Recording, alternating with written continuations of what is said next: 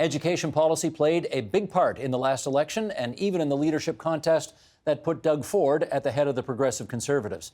And last week, we got a look at how this government plans to put its imprint on the classrooms of the province. Here for their impressions of what's been announced so far, Annie Kidder, Executive Director, People for Education. Maddie DiMuccio, President of the Society for Quality Education and a columnist for Troy Media. Caroline Alfonso, Education Reporter with the Globe and Mail. And we welcome for the first time here, Lindsay Keane, Public Affairs Coordinator for the Ontario Student Trustees Association. She is a grade 12 student, and we welcome you for the first time on our program. Everybody else, welcome back. We want to start by quoting the Minister of Education, whose name is Lisa Thompson, and here is what she had to say about some of the changes that are coming up in the years ahead. Class sizes, as you all don't know, will increase. From grades 9 to 12, it will go from an average of 22 students per class to 28. In grades 4 to 8, there will be an increase of about 1 student to an average of 24 and a half. Not sure how you get half a student, but anyway, we'll figure that out. There are no changes from kindergarten to grade 3, same class size. There will be an updated sex ed curriculum and a change in direction in math curriculum, away from so-called discovery math, back to a more basic approach that focuses, the government says, on traditional formulas and memorization techniques. Beginning in the year 2020 and 2021, that school year, every high school student will have to earn 1 online credit each year, an online credit, as a requirement for graduation. So that's 4 in total. And starting this fall, students will not be allowed to have their phones in class unless they're being used for educational purposes.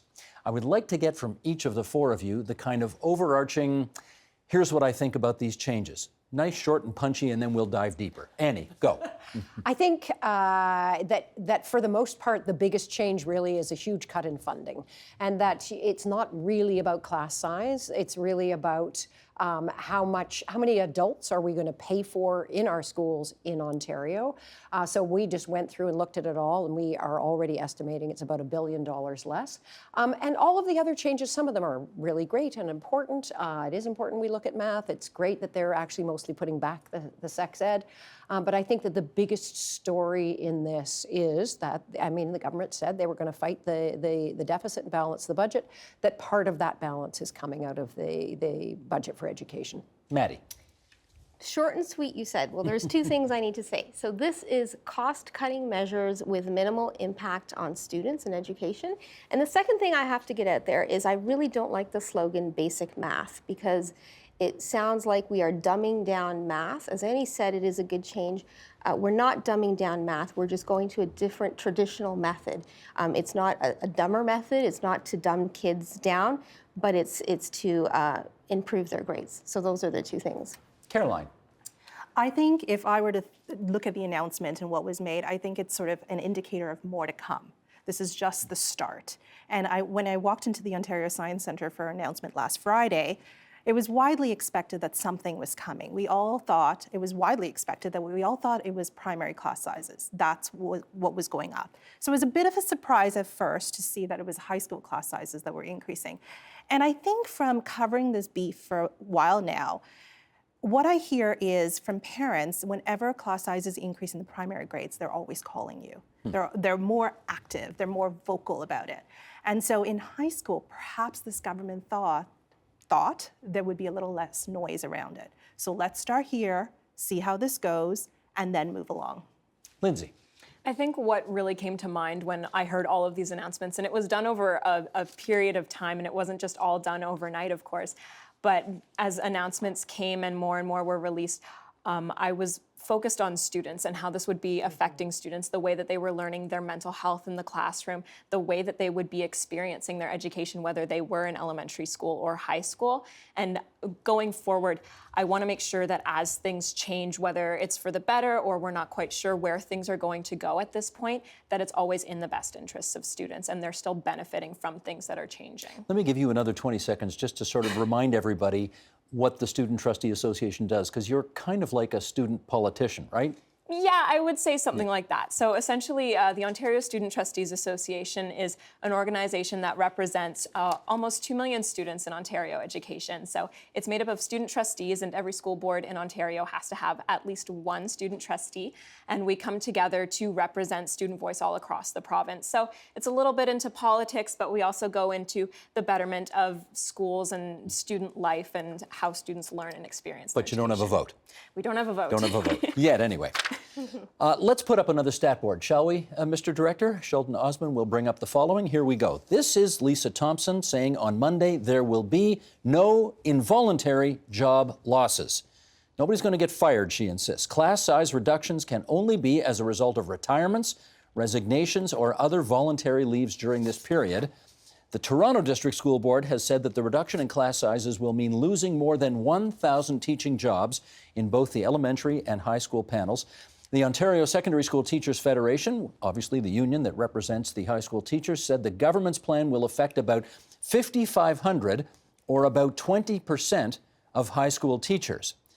Now, Annie, I want to get you on this because I listened carefully when Maddie gave her answer. What was the word? She said this will have minimal impact on the education of students.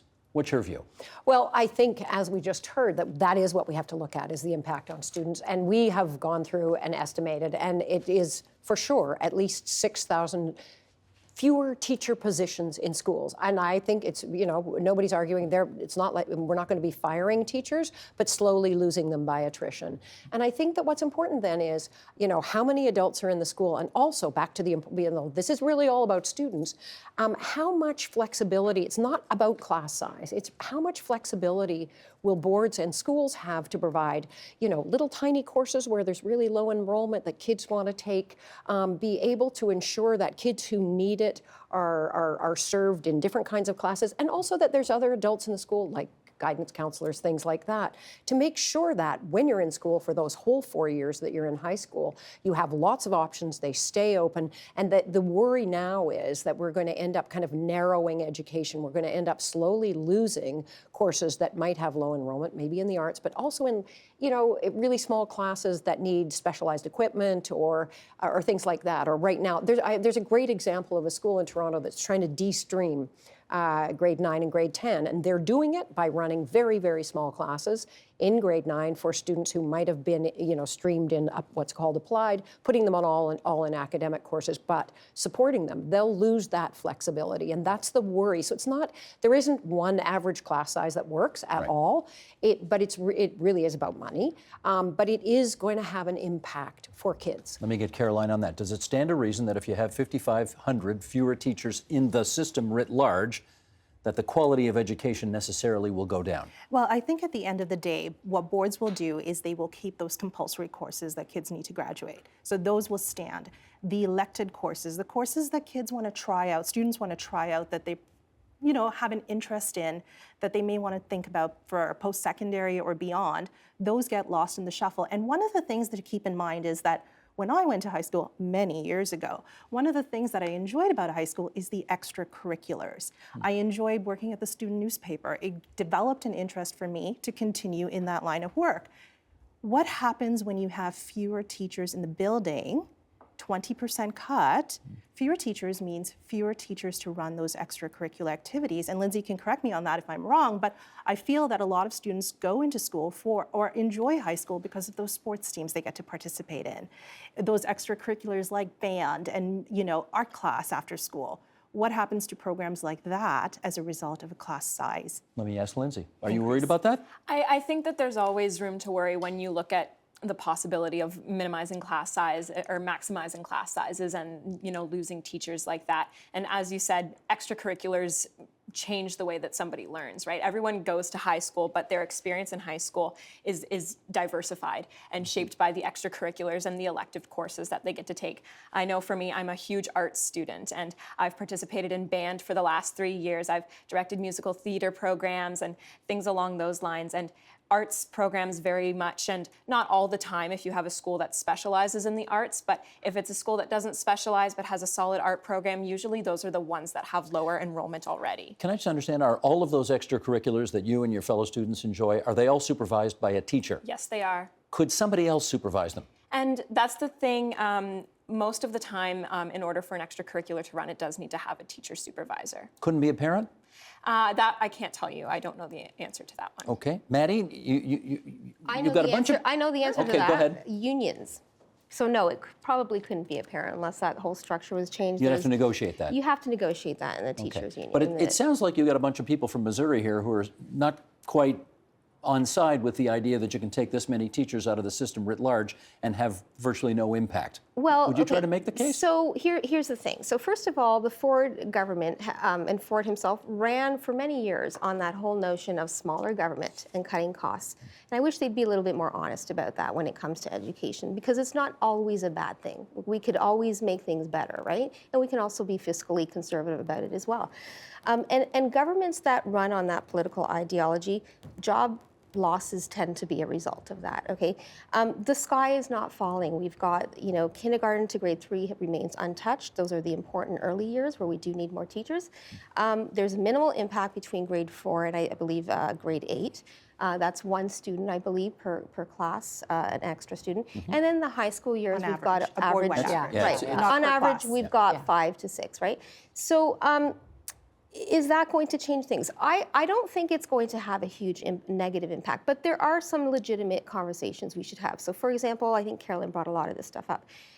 How will it impact? It will impact some classes.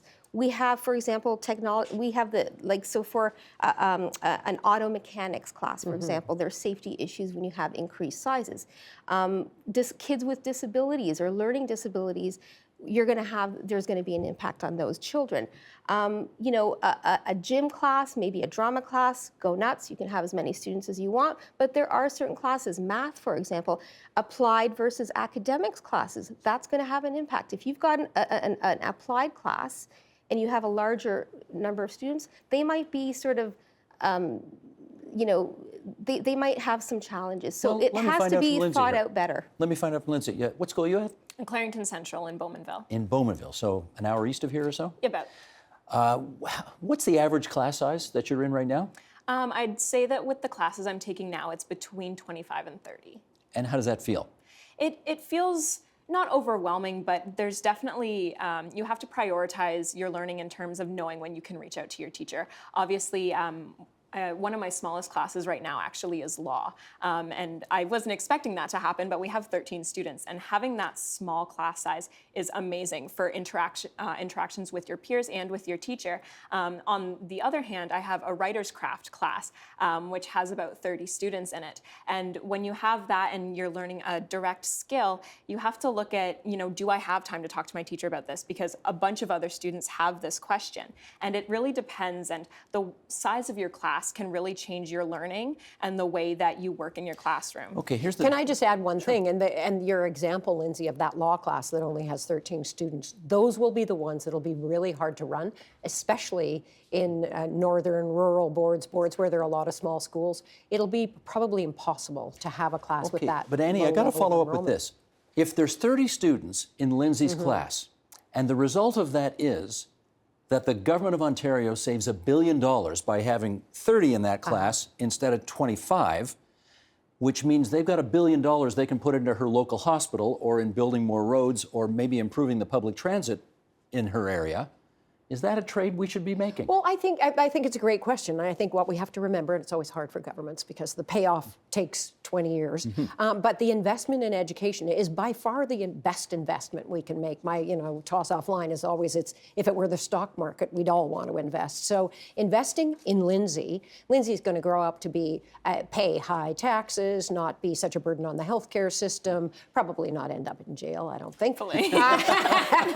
And so we have to remember that that's the purpose of investing in public education isn't the bottom line. It's actually an investment. And I think more important than whether or not you can learn in a class of 30, it's whether or not we need to be sure in that investment that we're investing in all the kinds of choices that Caroline talked about. So that, because kids don't necessarily know, unlike Lindsay, oh no, you changed your mind too. But we need to make sure that we're providing that kind of richness of education so that when they graduate, whether or not they're going into the skilled skilled trades or going to college or going to university or going right into a job, they've got all of the sort of kinds of knowledge and competencies and skills that they need to be successful, and thriving people in the world. The Minister of Education gave a much discussed interview to Metro Morning the other day on CBC Radio. She told Matt Galloway the following. Can we bring this quote up, please, Sheldon?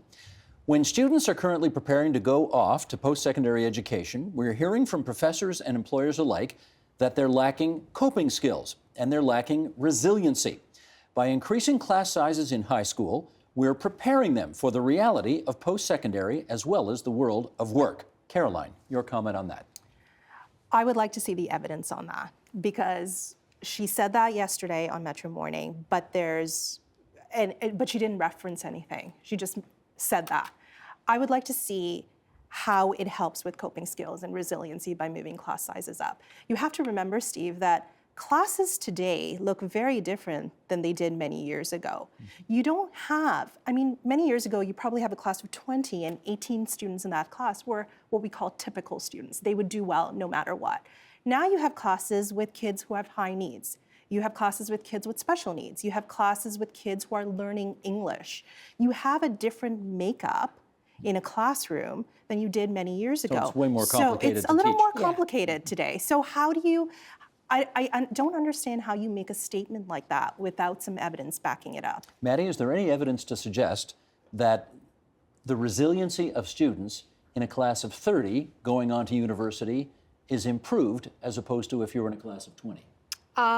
I don't believe so. I'm not sure. So why should say this? I don't think I could defend that statement. In fact, I showed my own kids in high school, and they laughed at that and said it was silly. And then there's a bit of irony attached to that when we're also, having a dialogue about mental health and the improvements of mental health in school. So if anything, that sort of goes against that mentality. Right? We really do need to support children in schools. And yes, as Carolyn says, when you're now going to see an increase in children with learning disabilities, autism, saturate a lot of these classrooms, which is going to demand more time from teachers. I don't think that's a smart talking point. I just, I think she should just be honest about it and say, we're trying to cut our costs. Yeah. We're having a minimal impact, and it is. I think they've done a good job with that. There's going to be a backlash, but I don't think, there's other jurisdictions, as they say, around Canada, other provinces that have, higher class sizes. Ontario is the only one that could brag with the lowest class sizes, but I have to throw in that Ontario also has one of the best education outcomes in And if I can just Canada add, as and well. in other provinces where maybe the class size average is funded at a higher average, in some provinces there are different agreements about what proportion of kids can be in. If you have a class, what proportion can have special needs or be English language learners? So actually, they've done it in a different way. Let me get back to the resiliency. And you know what, just for the heck of it, let me play devil's advocate and make the minister's argument to you, Annie, and you tell me what you think. If you go from, say, a class of 35 in grade 12 to a class in first-year university of 300 or 400. Or 1,000. Or 1,000, Yeah. which is not unknown. Yeah, no. Do you have a better shot at adapting to that much more difficult learning atmosphere if you've come from a class of 35 as opposed to 22? No, because really, this ends up being a kind of silly conversation, because really about what kinds of competencies do you have as a human being and what have you learned in school? So it does, I don't think there's any evidence that the number makes a difference. It's, are you being taught to collaborate? Are you being taught to take the knowledge you've gained in one area and apply it to another? Are you being taught to persist when things are hard or deal with failure? Those are the real things, and that's what we have to be. I wish we were having a different conversation about education now, about that instead. What are the kind of new basics that all kids need? So pegging it to a number is kind of silly. Well, let me follow up. I want to do one more thing on this number business here, because I do remember, what year was this? 2005. Michael Fullen was in this studio on a previous program we did called Studio 2. And Michael Fullen, just for those who may not remember, was Dalton McGuinty's education czar. He was the head of the Ontario Institute for Studies in Education. And I think I asked him something like, well, shall we let him speak for himself? Sheldon, roll the clip, please. I asked you, if you had $1 billion burning a hole in your pocket, would you be spending it to reduce class sizes as your number one priority, which is what the Premier said his number one priority was? And you said, no, I wouldn't do that. Yeah. Now, you don't have to get elected, so maybe that's why you didn't do it. But here we are a year later, the class sizes we're told by the government are smaller. Do you see benefits yet from smaller class sizes? I think it's one of those things that if you just focused on the class size part of it, to me it would be a waste of money, because you can't see the connection. First of all, it's very expensive. And then you can't see the connection between the reducing class size and the impact on learning. So by itself, that's why I said I was against it.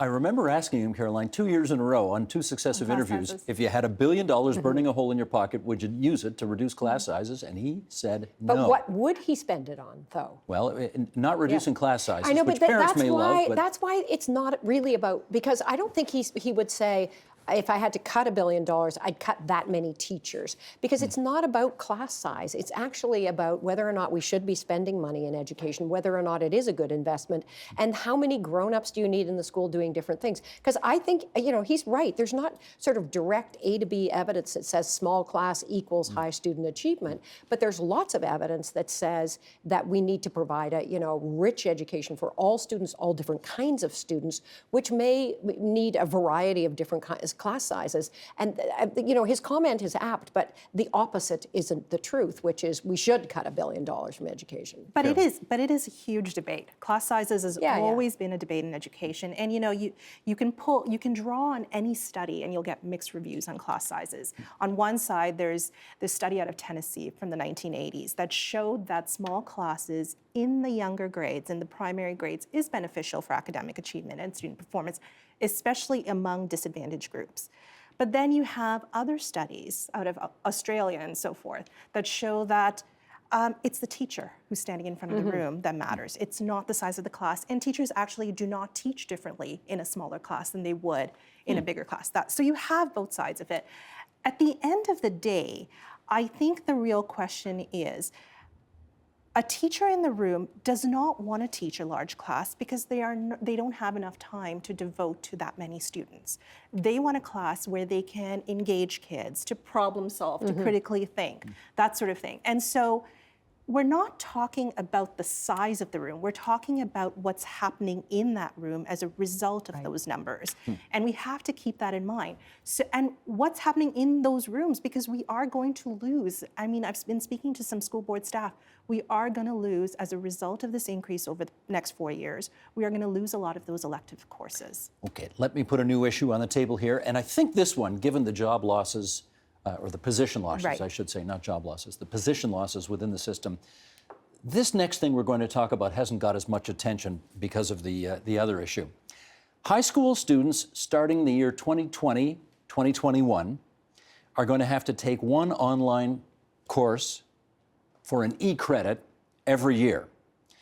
I should say, in the interest of full disclosure here, the agenda as a program obviously has no particular view on this issue, but full disclosure, TVO is one of the most significant providers of online secondary courses in the province of Ontario, so we just put that out there for everybody to know. I would like to know, this obviously will not affect you directly, but it will affect your successors. What do you think of the idea of making one mandatory online class a year? I don't think it's the best idea in terms of widespread student success. Something that we always want to look at is making sure that every student gets what's best for them. And for not every student benefits with an e-learning course. And as long as e-learning has been prominent, I took one last semester, it's been advertised to a very niche group of students, the ones that are very good at self-regulation, ones that do well working independently and making their own schedules. What did you take? I took Canadian history, identity, and culture. How was it? It was amazing. It was a class that I wouldn't be able to take in my own school because we didn't have that kind of interest. I was doing an e-learning class through another board, so I was meeting students from all over the province because they came in from other school boards. And it worked well for me because that's the kind of learner that I am. But it doesn't work for everybody, and not a lot of stuff in education does, right? Everybody learns differently, and there are different things that benefit different students. But this was your choice to take it. But this was my choice. It was not mandatory. Exactly, and that's what makes it important, and that's what we always like to value is students having a choice and a say in their education. It's very important that if a student really enjoys that independent learning environment, that they can take an e-learning and they have the opportunity to do so. But it's also very important that if a student is not doing well, they see huge grade drops in taking an e-learning course, they can say, you know what, this isn't for me, and they can stay within the classroom environment where they have teachers and they have peers sitting next to them at the same time every day. Maddie, why do this?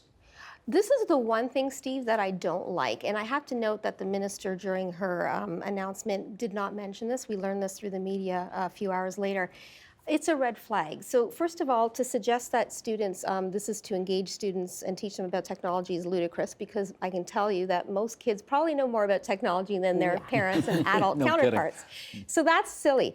I don't like it because the whole tradition of the classroom setting, the physical interaction, the social learning that goes on, the debate, the discussions is so vital to a child's education. And I'll tell you right now, you take an e-learning course, you're not in a classroom setting, you don't have a physical place to go to at a certain time every day. You're going to have to now develop, these kids that have never done this are going to now have to somehow develop these skills that they're not familiar with, called self-discipline when it comes to schooling. And that's already a struggle for teachers that have kids in front of them. So now we're expecting them to do with e-learning. That's a red flag, and I don't like that. It's a cost-cutting measure. Caroline. I think there's a lot of questions around this. It was buried in the news release. It was lowered down. One of the things that they've mentioned is it's centrally delivered. There's questions around what that means. Lindsay, for example, took another course through another board. That won't happen. It's centrally delivered. The second thing question I have is that it's compulsory. So you have to do 4 credits, 1 a year. What happens to that grade 9 student who's come into high school nervous? We were all nervous when we started high school. And now you have to do, you're young. How old are you in grade 9? 12? 14. 15? 14. And 14, now you have to do an e-learning course on top of your courses.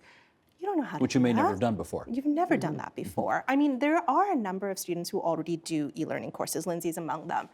But to make it mandated, 1 a year at minimum, and have grade 9s do it, I have questions around that. So where did this idea come from?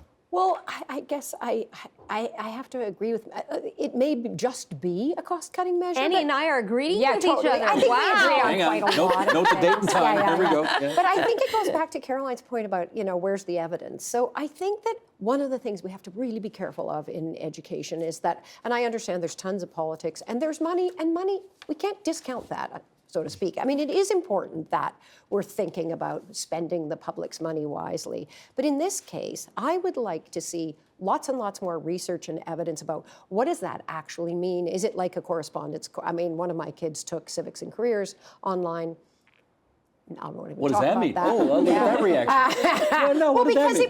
it was, she did it because she could do it as quickly as possible with as little work as possible because she just wanted to get it over with. Sorry, child.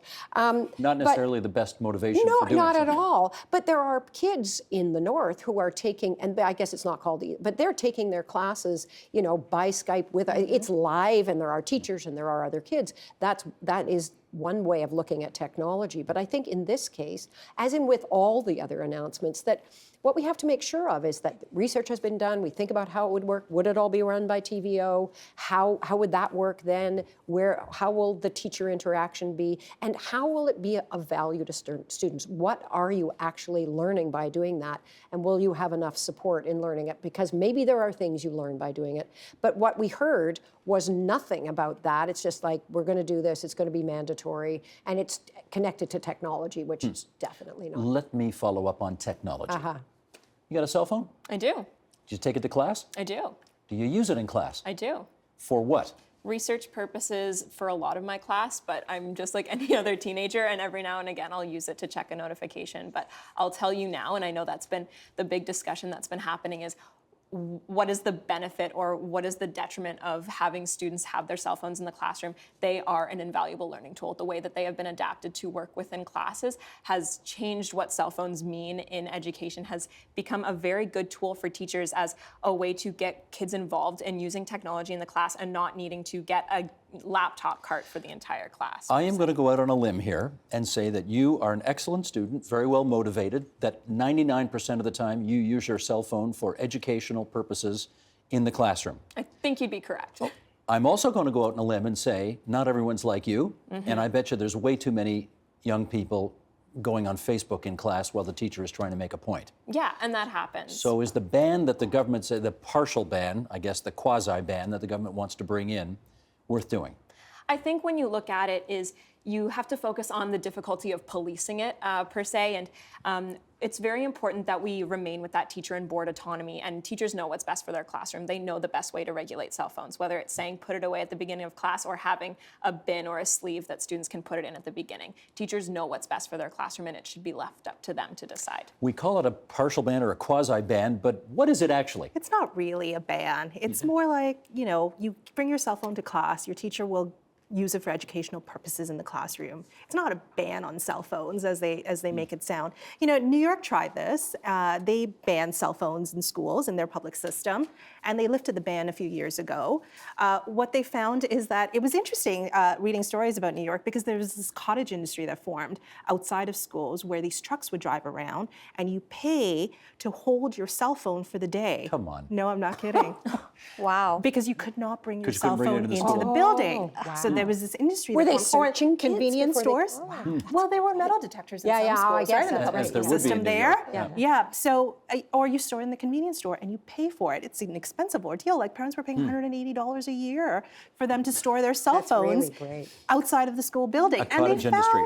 I know, cottage. They found that the ban really did not work. It wasn't effective. Parents did not like it. They wanted to reach their children. What are the penalties for having your cell phone out? You get a detention, perhaps, or you get a stern talking to by your teacher, that sort of thing.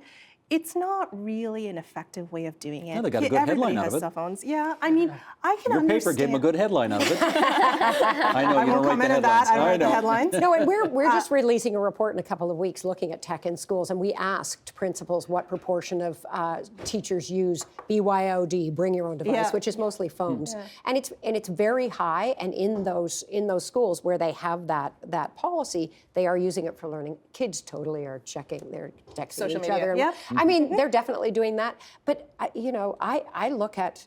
My younger daughter is just going off to get a master's degree. She has about 8 things always on at the same time. I would die if I could not do that. But for her, it's like the way it is. Okay, I got to jump in. Sorry. I got to. Yeah, it's boy, okay. guests never do that. I You know. actually yielded to me. That's amazing. I appreciate that. No, because we're running out of time here, All and right. I do want to get the last thing. Mental health in schools is huge, and I want to play a clip here of one of your predecessors. This is Dasha Metropolitansky on the mental health recommendation. She was a previous president of the Student Trustee Association. We had her on this program, and fire away with the clip, please, Sheldon. We put out a survey because we just wanted to see what specifically the concerns would be. And what we heard back from our peers, some of the results were actually quite shocking, particularly about mental health. We heard some of our peers saying, that 2 out of 3 of our peers felt that the mental health resources at their school were inaccessible. Almost 75% thought that they were ineffective. And at that point, it was clear to us that there was a concern and we needed to develop some form of recommendations. Basically, it's your job to represent the interests of students to the decision makers at Queen's Park, for example. Yeah. Do you think they're listening? I think it's our job to make them listen. Okay, let me ask the same question. The push for more mental health services in high schools. Are they listening? Have they come forward? I think it's similar to what Dasha said. We are a voice for students that don't, for most of them, they can't vote. So we have a duty to those students in order to make sure that we are working with the government that still has a very big stake in what they do. The student platform that was released last year was obviously an election year document. So we wanted it to be integrated into platforms, and it was picked up by the Liberals, the NDP, and the Progressive Conservatives as well. Going forward, student mental health is always a concern, and we have further documentation that's coming out this year about what we want to see with student mental health. There's still a lot of things to be done. We want to continue seeing the role of a guidance counselor and knowing that students have supports like guidance counselors, mental health workers, social workers available to them, and defining that role. So it has been seen, obviously, all of these parties have picked up on it last year, and we want to make sure it's being continued to talk about. Any progress being made here? I haven't heard much about it. I know the Liberals had it in their platform that they would increase the number of mental health support workers in schools. I haven't heard anything from the Conservative government, Progressive Conservative government on mental health, but they do want to help kids with their resiliency, right? So. Oh, that was a bit of a shot if I... So I'm just saying that Let me give 30 seconds to each of you to weigh in on this as well. Well, we have talked about that in high school, guidance counselors have 365 students on average each, and in northern boards, it's more like over 600. So I think that's one thing. But I think it actually, what we need to look for now, the province did talk in their consultations about looking at what's core and what's non-core, and the implication being that somehow non-core was sort of dispensable. And we have to, again, it's back to how do we ensure there are all the kinds of supports there that we need, and that we're working with kids when they're as young as 4, so that they're not ending up in trouble, or they're more able to take care of their own mental health. Maddie. Schools are a fantastic resource in place that we can catch the kids and help them through their mental health issues. But I would go much further than just having support workers and seminars. Last night, for example, I got an email from the Catholic school system that my children are in. They're hosting a great seminar for parents, educators on mental health. But here's the thing, we teach academics in school. We are now going to, for example, start teaching financial literacy. Why can't we teach coping skills? We should have a mandatory class Totally agree that on actually that too. teaches kids how to cope with life. This is such a no-brainer, because now kids are going to be forced into learning that, as opposed to having the onus on them to go seek help when it's so hard for them to decide that. So that's what they should do. I have 2 things left to do very quickly. Number 1, thank all of you for coming today. 3 things. Thank all of you for coming. Number 2, wish you good luck at Ryerson next year. Thank you so I assume much. you're going to graduate this year. Yes, I am. Yes, I think so. We got to find a riding for her. Oh, yeah. You are a future star in politics. Yeah, you are thank you. amazing.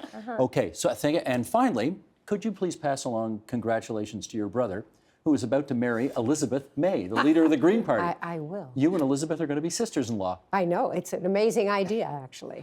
Terrific. Thanks so much, everybody. Great discussion. Thank you. The Agenda with Steve Bacon is brought to you by the Chartered Professional Accountants of Ontario, helping businesses stay on the right side of change with strategic thinking, insightful decisions, and business leadership. Are you on the right side of change? Ask an Ontario CPA.